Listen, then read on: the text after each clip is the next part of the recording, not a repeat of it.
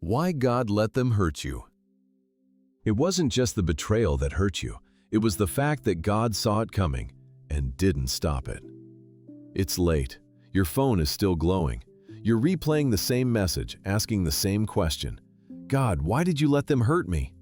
But what if He didn't allow it to punish you? What if He allowed it because if He hadn't, you would have kept calling the same pain love and given your heart to the same kind of wound again? And the worst part isn't that it happened. It's that you keep wondering if it means something about you, if it means you weren't worth protecting, if it means you trusted the wrong person, or if you missed God somehow. Because when people hurt you, the pain doesn't stay in the moment. It follows you into the quiet, into the late nights, into the silence after prayer when the room is still and your thoughts are loud. You don't just remember what they did, you remember how safe it felt before everything changed, how certain you were that this time was different, that this person wouldn't leave, that this connection wouldn't cost you pieces of yourself.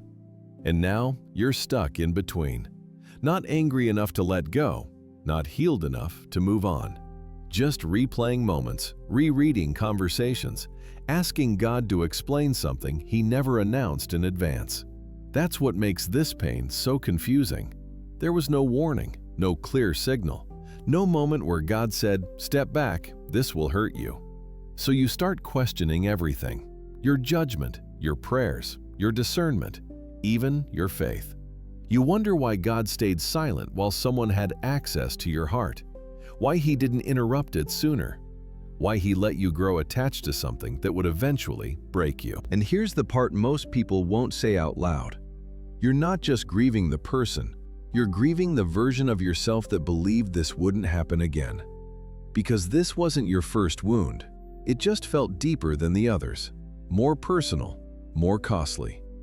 And if you're honest, the fear isn't only about what they did, it's about whether you're going to repeat it, whether you'll open your heart the same way again, whether you'll mistake intensity for alignment, familiarity for safety, attention for love.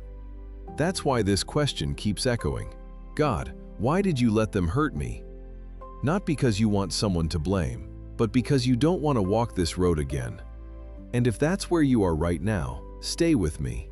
Because the reason God didn't stop it isn't what you think. And understanding it may be the very thing that keeps this pain from following you into your next season.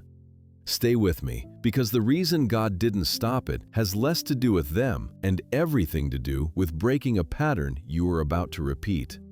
Here's the truth most people avoid. God didn't stop it because stopping it would have protected the relationship, but left the pattern intact. If He had stepped in sooner, you would have called it love again. You would have stayed longer. You would have explained away the warning signs. You would have kept mistaking intensity for alignment, attention for safety, familiarity for destiny. So God let it hurt, not because He wanted you broken, but because He needed you awake. Because there are wounds that only open when the illusion finally collapses. And there are patterns you only recognize when the pain gets loud enough to interrupt your excuses. This wasn't just about what they did to you. It was about what you were willing to tolerate, what you kept justifying, what you kept hoping would change if you loved harder or stayed quieter. And this is the part that stings the most. The pain didn't come to punish you. It came to expose what you were still calling connection, even when it was costing you peace. God didn't allow the breaking because He was distant. He allowed it because He saw where it was heading, and He refused to let you build your future on something that required you to keep bleeding. You weren't losing them. You were losing the agreement that said, "I'll accept less just to not be alone." And until that agreement broke, healing couldn't begin. And here's where Scripture becomes uncomfortable, because it confirms what the pain just revealed. He said in Jeremiah 17:5, "Cursed is the one who trusts in man, who draws strength from flesh, and whose heart turns away from the Lord." That verse isn't a threat, it's a diagnosis. God wasn't angry with you, He was interrupting a dependence that was quietly replacing Him. Because when a person becomes your source of safety, your source of worth, your source of peace, they don't just have access to your heart, they have authority over it. And God will not share authority over your future. That's why this story matters. Think about Samson. Samson wasn't weak, He was chosen, anointed, gifted with strength others couldn't explain. But his downfall didn't begin with Delilah's betrayal. It began long before, when he kept handing sacred access to someone who had no covenant with his calling. Delilah didn't overpower Samson. She outweighed his discernment. She asked the same question again and again, and each time he moved the boundary a little closer, until what was meant to be protected was placed in the hands of someone who benefited from his fall. And God didn't strike Samson down in anger. God allowed the consequence to awaken him. Because sometimes strength has to fail before discernment can be born. That's the part most people miss. God lets certain people hurt you because as long as the pattern stays hidden, you'll keep giving sacred access to unsafe hands, calling it love, calling it loyalty, calling it hope. But when the pain exposes the pattern, God finally has room to rebuild something stronger than attachment. Not a guarded heart, a discerning one. And until that discernment rises, the same story will keep knocking, just wearing a different face. Here's what God begins to do after the pattern is exposed. He doesn't shame you for what you didn't see. He doesn't condemn you for trusting too deeply. He doesn't replay your mistakes to prove a point. He heals you by teaching you something you were never taught before. Discernment is not instinct, it's learned, and most of the time it's learned through pain. That's why God doesn't rebuild you the way you were. He rebuilds you with clarity. You don't come out guarded, you come out awake. You don't lose your capacity to love, you lose the habit of abandoning yourself to keep someone else. This is the moment where everything begins to shift. Because God never exposes a pattern without also offering a path forward. He said in Psalm 147 verse 3, He heals the brokenhearted and binds up their wounds. Notice the order. He doesn't erase the memory, He binds the wound. He strengthens what was once vulnerable, so the same place that used to bleed now knows when to say, that's enough. This is where peace starts to grow. Not the kind of peace that comes from answers, but the kind that comes from alignment. You stop chasing closure from people and start resting in clarity from God. You don't need to explain what happened anymore. You don't need them to understand.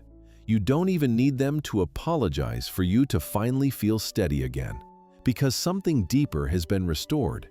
Your authority. The authority to choose slowly. The authority to listen when something feels off.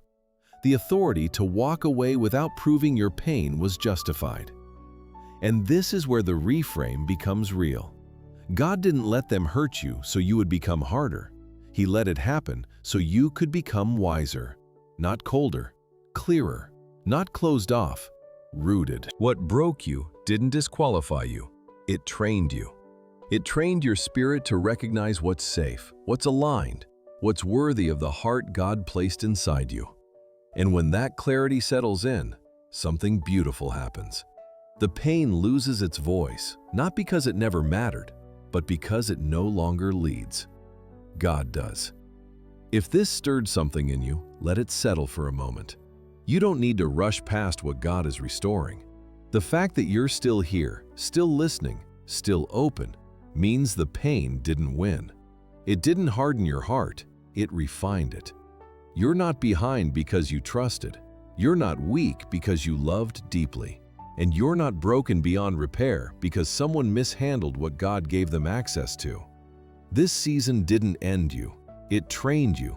And the next chapter won't require you to bleed just to belong. It will ask for clarity, for alignment, for peace that doesn't beg to be chosen. So tonight, don't replay what hurt you. Release it. Not because it didn't matter, but because it no longer gets to lead you. If you're ready to let God rebuild your heart with wisdom instead of fear, quietly type, I release what I kept reopening. And if you want more moments like this, gentle, honest, grounded in truth, stay with us. Subscribe and walk this next season together. You're not losing anything God isn't replacing with something safer, stronger, and more aligned. You're not alone, and your story is still being written, carefully, faithfully, by God.